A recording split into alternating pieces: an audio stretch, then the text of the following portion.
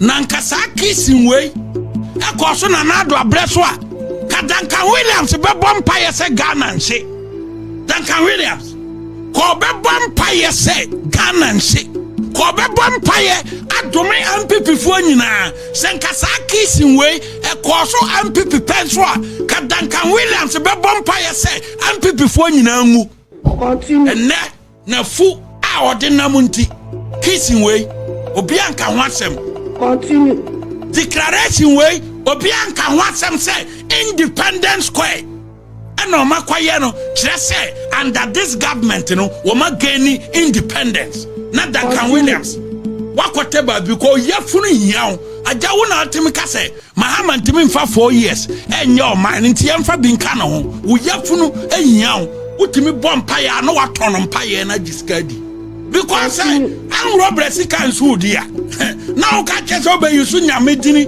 ene dia didia you are joking ye ma kwani an robbery sika an so di nyamesika an so di ntese no anointing oyira hodoa ayi prayers ahodoa wo ye conference ahodoa wo ye now give $5,000 $10,000 and so di ntese dia wo so be ye PRO dia ma government no na kroma ebe ye and Nadia Duncan Williams came for a declaration so ma gani freedom na Duncan Williams awuradam no wasonnum na osa no on the wall afura wa win samana fudi nanim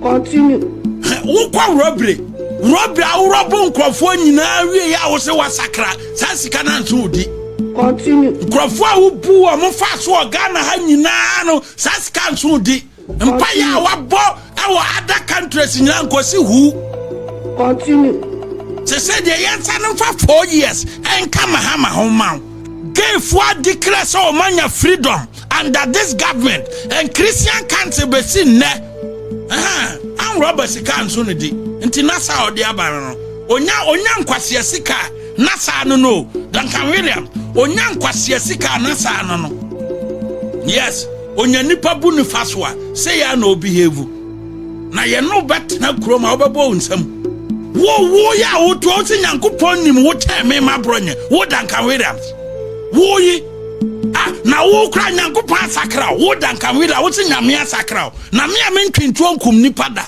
me amenko urobreda na de Kevin Taylor de ye umre bi ni etwa se de mesia yo nam wo krom ha no wo ye mobo who born dog Duncan Williams who are you?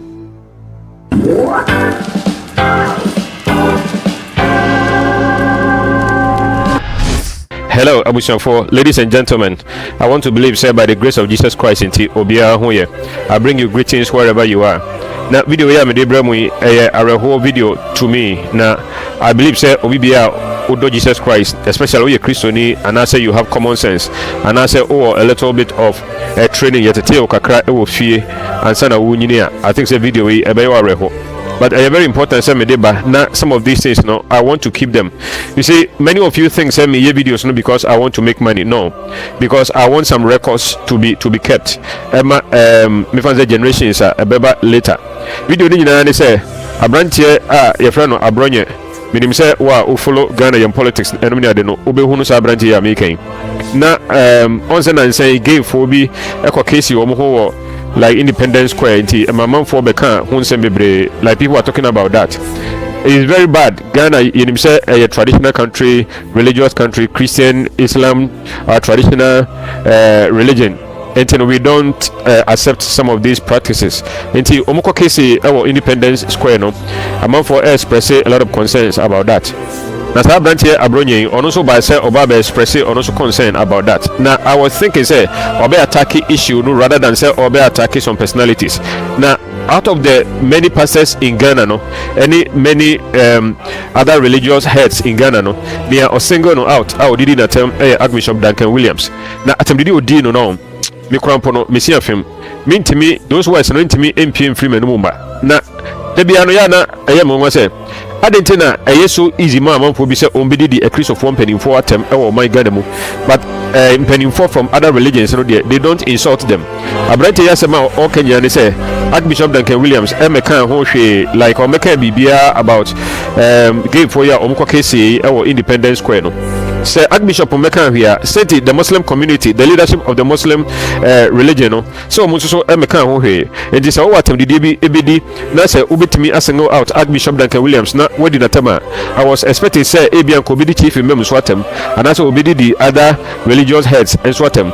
And so I just know the only person I was single out at Odin attempt Archbishop Duncan Williams. That him did you know dear so sad. So it's a rebel. But I just want us to hear something and then be informed. Now I will give my comments at the end of the video. Until now, the person now you copy video no, and then see what this guy did. And Yema in some of edit here Archbishop Duncan Williams, and then I'll give my comment at the end of the day. Thank you. And then I saw for binum. Percent woman that government board or so because woman pay favor from the government, woman pay contract from the government, and to gain now woman declare says so man independent and we Ghana hano so for bianca wasem because or percent you didn't to board or so. Na kwasi na crowd ye ba ku be kwa ko gina na so dem I declare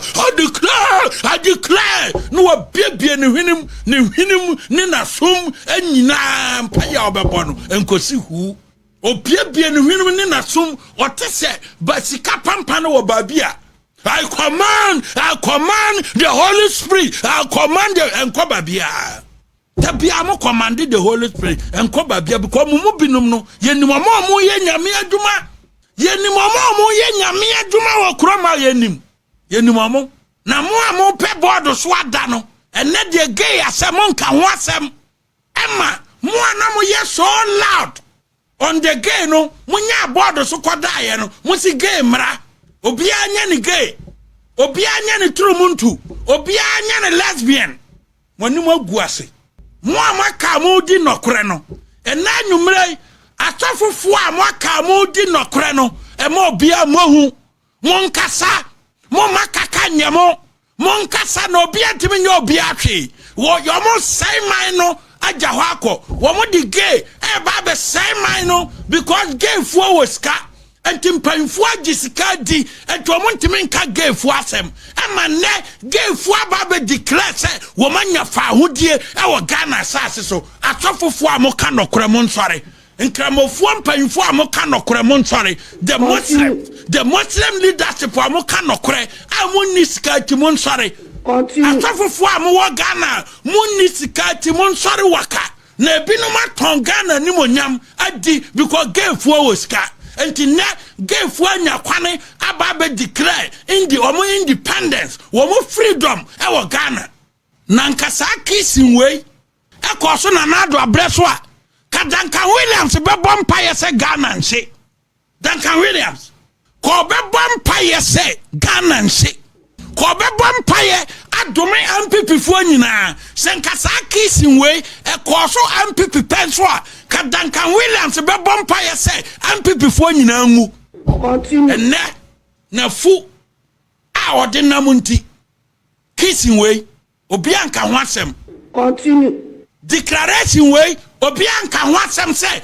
Indepedence Square eno makwaye no kire say under this government no wo ma gain independence na Duncan Williams wakoteba because yafunu hiawo aja wo na atimi ka say mahama ntimi mfa 4 years enye o man nti yemfa binka na ho wo yafunu ehiawo utimi bompa ya no watono mpa ye na diskadi continue na de Kevin Taylor de ye umre bi no etwa se de mesia yo nam wo krom ha no obaye mobo because an robbery can sue dia now catch us obey you so nyame dini and the dia you are joking ya ma kwani an robbery sika and sue di nyame sika and sue di nti say no anointing oil ahodo ayi prayers ahodo a wo ye conference ahodo a wo ye now give $5,000 $10,000 and so di nti say dia wo so be ye PRO dia ma government no na kroma ebe ye and na dia Duncan Williams gay for a declaration so ma gani freedom na Duncan Williams awura dam no wasonnum na osa na on the walk afura wa wi nsama na fudi nanim na wokwa robbery awrobo nkrofo nyina wie ya wo se wasakra sasika na nso odi continue nkrofo a wo bu o mo fa so Ghana ha nyina no sasika nso odi mpa ya wabo e wo other countries nyina nkosi hu continue se said the yensa no for 4 years and come hama homa am say no wato no ma hu say ye Duncan Williams eti ne gay for eko declare say o manya freedom no waso nyuma si hu so no wo sa no wagya asam mo wana sana na o sa no mo fa videos no nyina amara na wani age say gay for say o manya freedom under His Excellency John Dramani Mahama and to ye happy so manya freedom. What? Catholic Bishop Yenim and some amoka ye 2024 2023 efa gay hu Christian Council Yenim some amoka ye 2023 2024 efa gay hu and ne declaration aba say o manya freedom.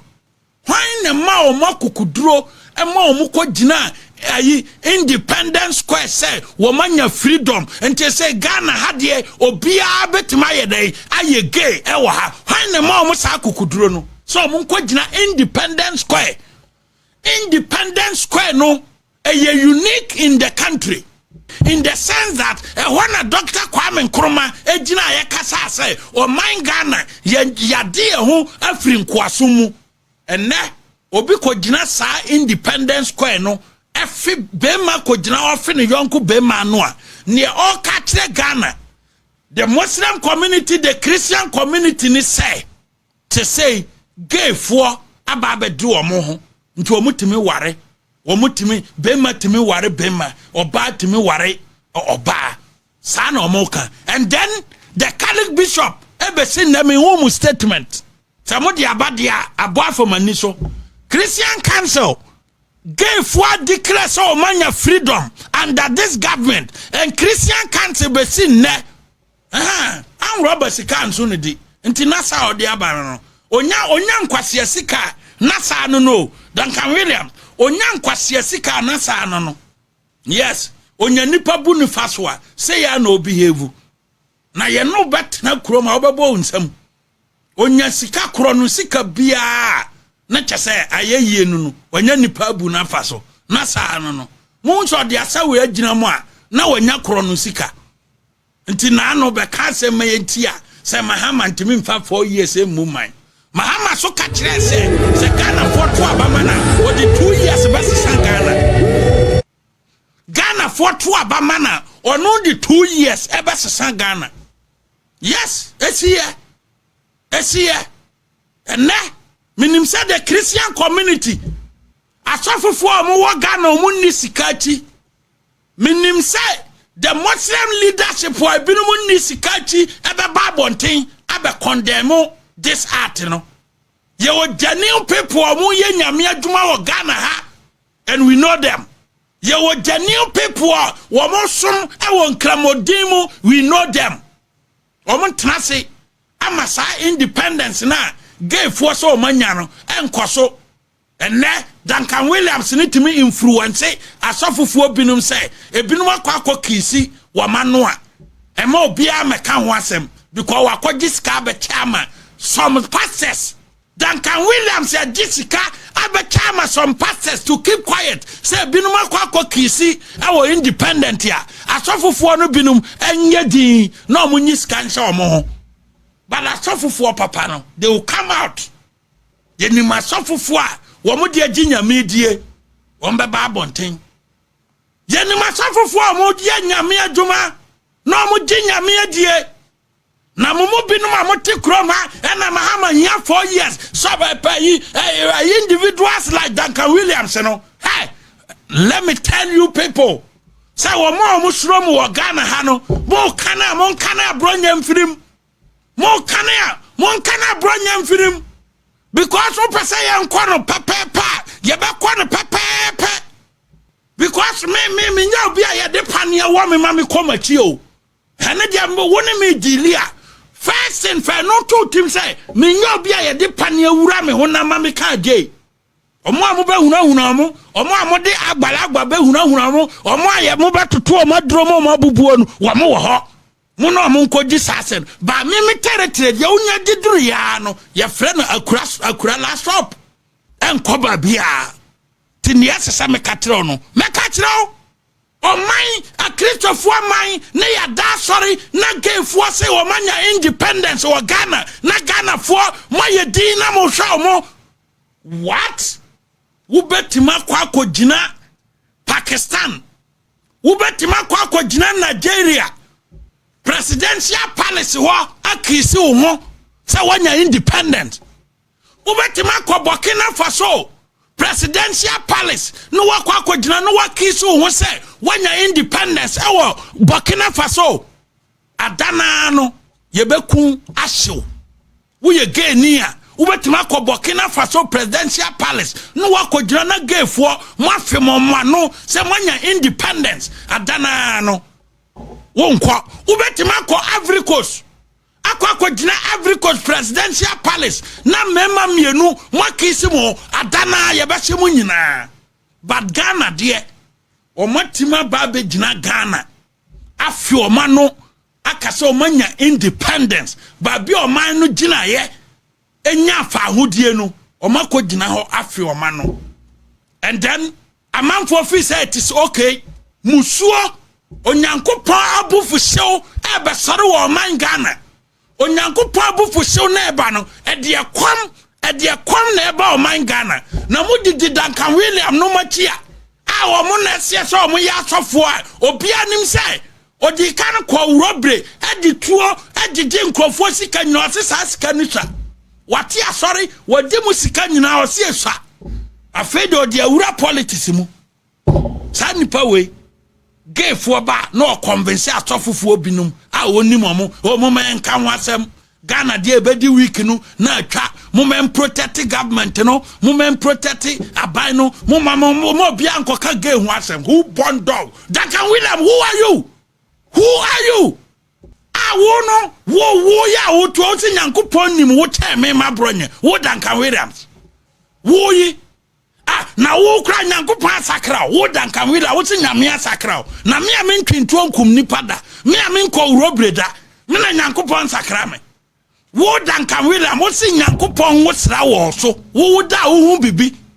wo Duncan Williams wo so ya sofo teme Abronye ametia wo yi because of say me ni consa voice how good say Father I command because of say me mo san kwase ampaye nti me no me de nyame ni me because wo de otim bia ohinim mo mpa ne kwase ampaye ni bi mbeto so ne mo nkyra manfo ne kwase ampaye na oba oteatea mu a onka nokora na odinam kroma say ya mama ha manko na 4 years don't me mfa nya hwe no monfa meto so ne mo o wampaye bi nkwase ampaye bi producers monhwehwe mara odisika o odisika no we wasa osa na before ansa na o be gisika no so e won kwase ampaye bi obo monfa meto so mo bate hwe ye metna kroma na mo magisika eni magefo metna yeso na no memra yeso e wo kroma because mo na mo wasika no makan ya no atum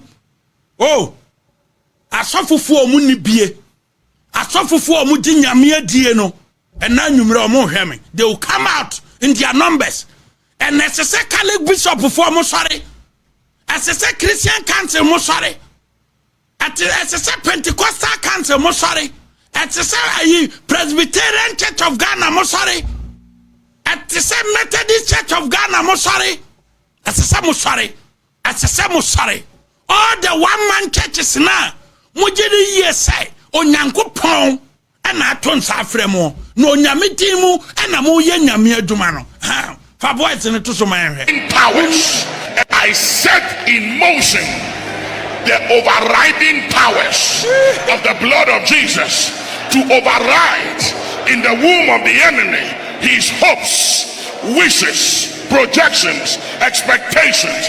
I I set in motion the overriding powers of the blood of Jesus to override in the womb of the enemy his hopes, wishes, projections, expectations. Otikroma call for term. Sama President Mahama to me 4 years in Yari. Nti Ghana form fan be bin can home. Continue. Nti gay for bag, gay for coffee or man. Duncan Williams in the frefre say. And my opposition phobia and for press and meto almost say, Wamumba condemn on the frefre suffer phone and that suffer for me and sat. And our friend said Duncan Williams called them. Some woman can wash them. Na bano aye too young. So on be frasi akeka niema ebema abano aye unpopular. You call yourself a pastor. You call yourself an Archbishop Duncan Williams. Wo fret wo asofofo nketo o mo hye wase say ni asi wo Indepedence Square no e mo nka ho asem because the government no aye too young. Government no aye too young. But gay for anti-man young government nanim abe declare freedom, abe declare so ma gaining independence.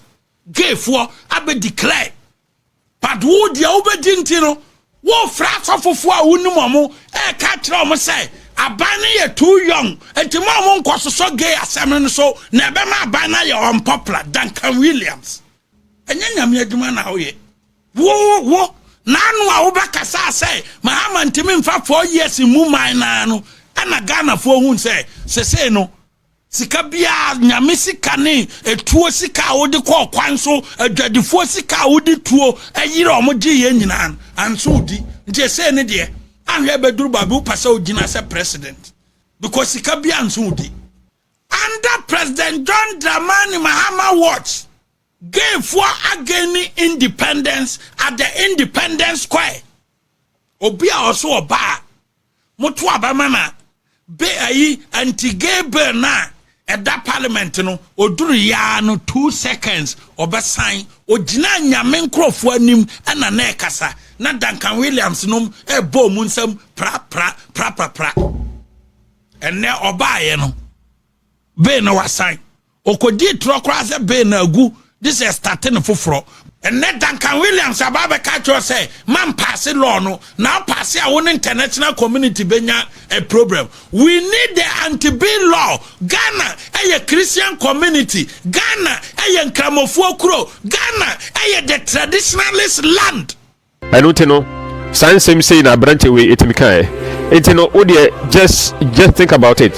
So me fan say there are many religions in Ghana mebwa. Some will say Ghana is not a Christian country. Some will say Ghana has many religions. Okay, we accept. Then they say, oh, say, among for case or Indepedence Square. And I will say, religious leaders, why do you have to single out Archbishop Duncan Williams and insult him? ABS, me for the single out Crampon ABA or Casa Archbishop Brabekasa, Archbishop Yanti Wonka into no foul voice, Ebra, and as a bra out, never can be Bia. The Kabia coming in as a Biaka. But to single him out and insult him, say, Adena Oma Namekasaye, Nese Ayampasa Atamdiana Ayoda. Why don't you do the same thing to the Muslim community? Adena, and also Winnie Mifaze Chief Imam, and I say any head be in the Islamic faith. No, or also only did attempts are. Wouldn't be here a mammy can't say Mui, as a mammy can't see Siano. The reason Tia Mammy can say, Adentina, so be the accused of 1 penny in Fatama. Ubia Yerishi, but so be echo did in Cramophone pen in Fatama. Sir, Wodipa Chrono, the whole battery physically, no people will try to threaten them and possibly harm them. Say, Ubia. Who shares a video we and I say Utieti and Yama Echoes or Ghana, especially in religious terms. Let's say Uyo be a kind of cry. Ube be a freedom of speech, a free buy. Freedom of speech, maybe a free buy, no. It comes from Christians because a Christopher so did the Omun for cry tem cry. All that they will do is they will pray for you. Mimiti hui Namina Christoni. And yeah, Archbishop sorry Nameko, but I know Sir Archbishop is a man of God and he belongs to the Christian faith. It's a bad say na ubi it me single out na udidi na tem se bikika and sama ini kwase akora ka kire me for the pedimu wo de say ya di asofo sam kura to nchen ya Archbishop is older than you Abronye in semia or cover Archbishop Hono, Untimin Kamu have empathy for Memoda, Osrumpo, Adentia, because Odim said the Muslim community is going to attack him. Freedom of speech, people don't know where it comes from. That is why I want Ghana to be a Christian majority country. You know why? Because you can be free to express yourself. Even though Asama Abronye AK Sabi Ayankwasa Semina Oka Sabi in Sama Okay Nyanse Bianim. And so we respect him and we still love him, and we are saying even though we disagree with him, no, he still has the right and the freedom to speak.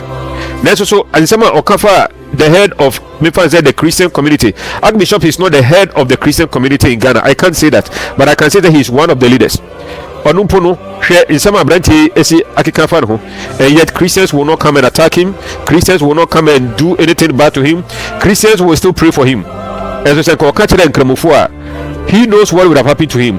Your guess is good as mine. In Kenya say atono, ewo baby or one. Then can the studio no ebian kabaina no. It has been burnt down. And you're only Christians. And they say soka as a bonitia omua. They will not come and physically attack you. And so in Kramofo from the religion of peace. Religion of peace, and say Abronye Kansasimo Efa Omuhua. The Kabuhu the religion of peace, but Okafa a Christopher Hua. Christians don't attack him. At least not physically. I know, say some Christians maybe they will come online, come and insult him any day. I know maybe a few Christians, but to physically attack Abronye there, I don't think you will find a Christian who take the Bible serious. He will physically attack Abronye. But a chief imam and a sabrante we didn't attempt to say the word did Archbishop Duncan Williams at me. Not even the full insult. No, would they come and say on for half crumple and come chief imam. You and I know what would have happened to him.